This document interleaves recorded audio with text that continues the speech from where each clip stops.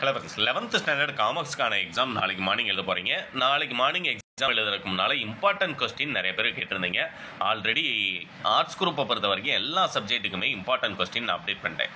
11th commerce important கல்வி arts அப்படின்னு நம்முடைய சேனலை போட்டே நீங்கள் கூகுள்லையும் யூடியூப்லையும் சர்ச் பண்ணீங்க அப்படின்னா எல்லா வீடியோவுமே உங்களுக்கு நேரம் ஷோ ஆகிருக்கும்.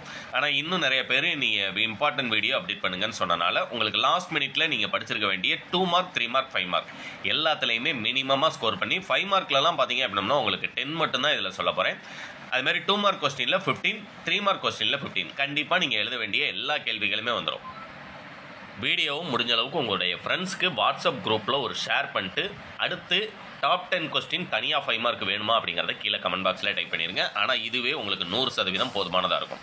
பண்டமாற்று முறை என்றால் என்ன, இயல் 1ல் இருக்கக்கூடிய பண்டமாற்று முறை என்றால் என்ன, நாளங்காடி என்றால் என்ன, அல்லங்காடி என்றால் என்ன, வணிகத்தை வரையறு, கண்டிப்பாக இந்த 4ல் 1 உங்களுக்கு எக்ஸாமில் வரக்கூடியது. இதில் பார்த்தீங்கன்னாலே தெரியும். பண்டமாற்று முறை அப்படிங்கிறது 19-20 கேட்டிருக்காங்க. நாளங்காடி என்றால் என்ன 19-20 கேட்டிருக்காங்க. ஒரே கேள்வி, ரெண்டுமே பார்த்தீங்கன்னா 19-20 மார்ச் ரெண்டுலேயுமே கேட்டிருக்காங்க. புரியுங்களா? நான் இந்த 4ல் 1 தான் எக்ஸாமுக்கு வரும்னு சொன்னேன். ஆனால் 2 வர்றதுக்கு உங்களுக்கு சான்ஸ் நிறையா இருக்குது. அது மாதிரி பார்த்தீங்க அப்படின்னம்னா தனியார் வணிகர் என்று அழைக்கப்படுபவர் யார்? சாப்டர் 2ல் இருக்கக்கூடியது. கர்த்தா என்பவர் யார்? ரொம்ப ரொம்ப இம்பார்ட்டன்ட் கொஸ்டின். அது மாதிரி இந்து சட்டத்தின் 2 பிரிவுகள் யாவை?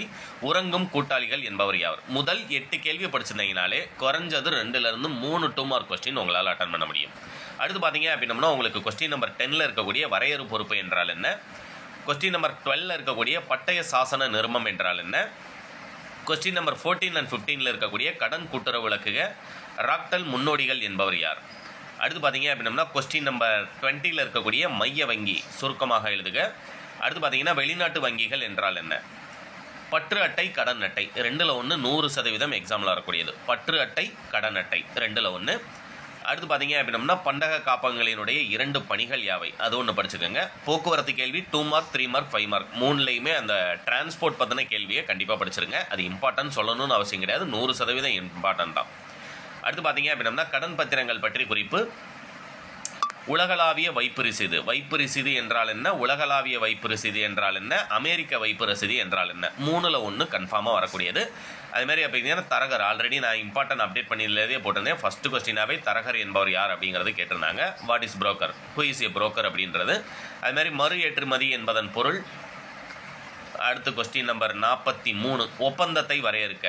இந்திய ஒப்பந்த சட்டம் 1872 ஒப்பந்த பிரிவு 2 எண்ணின் படி சட்டத்தால் நடைமுறைப்படுத்தப்படும் ஒரு உடன்படிக்கையே ஒப்பந்தமாகும். ஒப்பந்தை வரையறுக்க, அது ஒன்று. அடுத்து பார்த்தீங்கன்னா கொஸ்டின் நம்பர் 46ல் இருக்கக்கூடிய சரக்கு மற்றும் சேவை வரி என்றால் என்ன. மொத்தமே 46 தான் கொடுத்துருக்கீங்க. கன்ஃபார்மாக நம்ம எழுத வேண்டிய 2 மார்க் அட்டன் பண்ண முடியுமா அப்படின்னம்னா இந்த 46ம் தேவையில்லை. நான் எது இம்பார்ட்டன்ட் சொன்னேன்னா அதை மட்டுமே நீங்கள் படிச்சிருந்தா போதும். அடுத்து பார்த்தீங்கன்னா 3 மார்க் கொஸ்டினில் நம்ம பார்த்துடலாம்.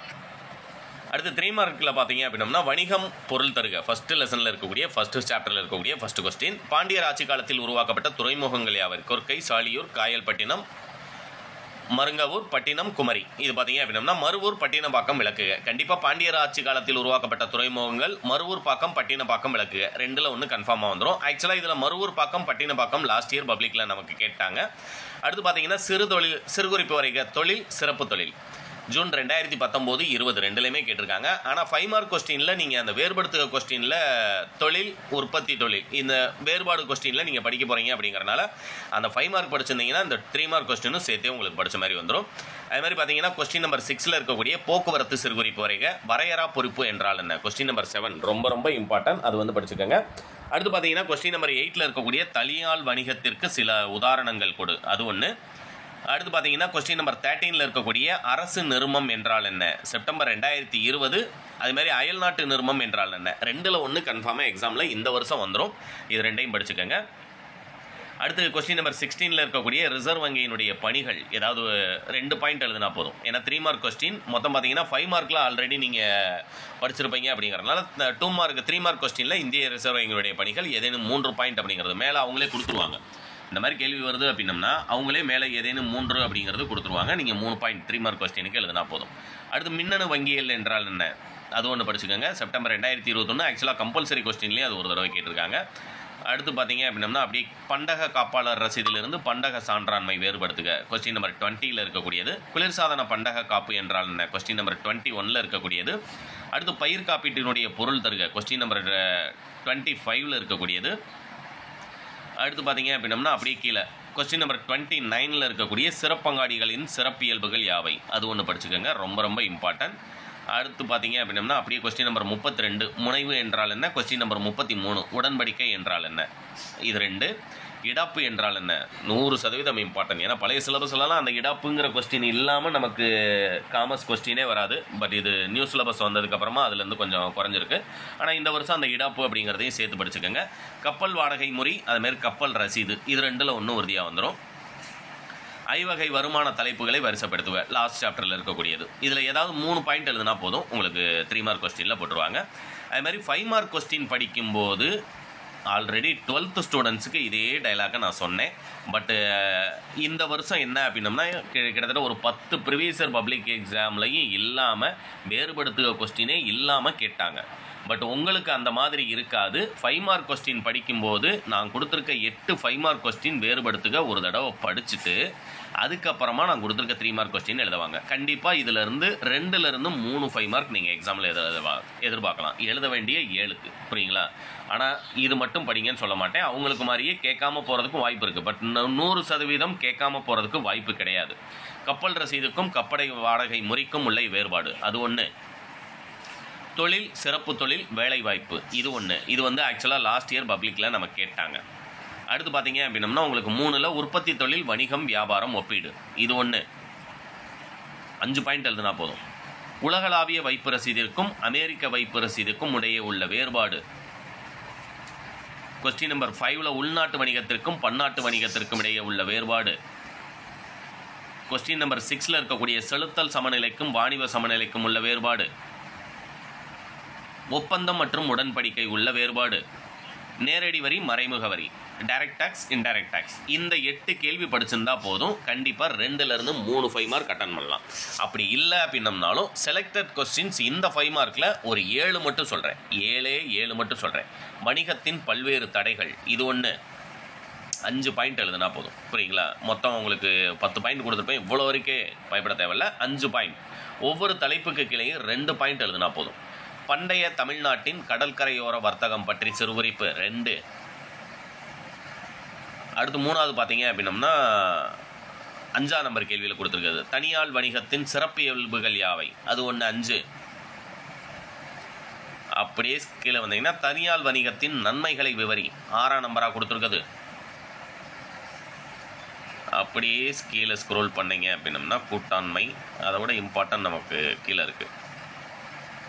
அமைப்பு முறையீட்டில் அடங்கியுள்ள பொருளடக்கங்கள் யாவை கொஸ்டின் நம்பர் 11ல் இருக்கக்கூடியது. செயல்முறை விதிகளில் அடங்கியுள்ள பொருளடக்கங்கள் யாவை கொஸ்டின் நம்பர் 12ல் இருக்கக்கூடியது. அது மாதிரி இது ஒன்று படிச்சுக்கோங்க. கூட்டுறவு சங்கத்தின் நன்மைகள் யாவை இந்த வருஷம் கண்டிப்பாக எதிர்பார்க்கலாம். 19, 20, 2ல் கேட்டிருக்காங்க. அடுத்து இந்த வருஷம் பப்ளிக்கில் நீங்கள் கண்டிப்பாக எதிர்பார்க்கலாம். அதனுடைய கூட்டுறவு அமைப்பினுடைய நன்மைகள் நன்மை தீமை அது ஒன்று படிச்சுக்கோங்க.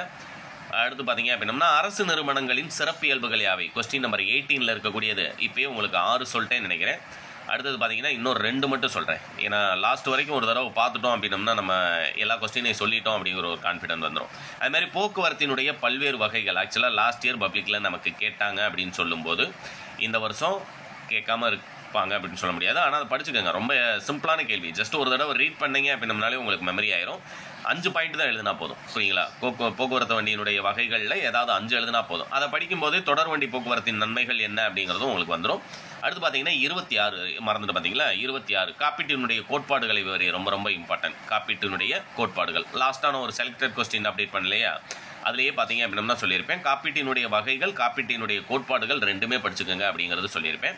அந்த 2 5 மார்க் படிச்சிருந்தீங்கன்னா 2ல் 1 கண்டிப்பாக எக்ஸாமில் வரும். உங்களால் 100% அட்டன் பண்ண முடியும். அடுத்து பார்த்தீங்க அப்படின்னம்னா நேரடி வரி மறைமுக வரி இதெல்லாமே உங்களுக்கு ஏற்கனவே சொல்லிட்டேன். அதுமாதிரி இது ஒன்று. வெளிநாட்டு வியாபாரத்தின் பல்வேறு வகைகளை விவருங்க கொஸ்டின் நம்பர் 32ல் கொடுத்துருக்கோம் இல்லையா, அந்த ஒரு 5 மார்க். அடுத்து பார்த்தீங்கன்னா சில்லறை வியாபாரத்தின் பண்பு நலன்கள் யாவை கொஸ்டின் நம்பர் 34ல் இருக்கிறது.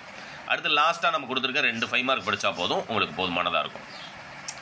இது ஒன்று. 41 சரக்கு மற்றும் சேவை வரியினுடைய வகைகள் ஆல்ரெடி உங்களுக்கு ஸ்டார்டிங்கில் சொல்லும் போதே சொல்லிட்டேன், சரக்கு மற்றும் சேவை வரியினுடைய வகைகள். இந்த பிடிஎஃப் வேணும் அப்படின்னம்னா என்னுடைய நம்பர் 8072021999. 100 ரூபீஸ் ஜிபே பண்ணீங்க அப்படின்னம்னா தமிழ் மீடியம் இங்கிலீஷ் மீடியம் 2 பேருக்குமே கொஸ்டின் வித் ஆன்சரோட மெட்டீரியல் இருக்குது, வேணும்னா பே பண்ணி வாங்கிக்கலாம். தேங்க்யூ.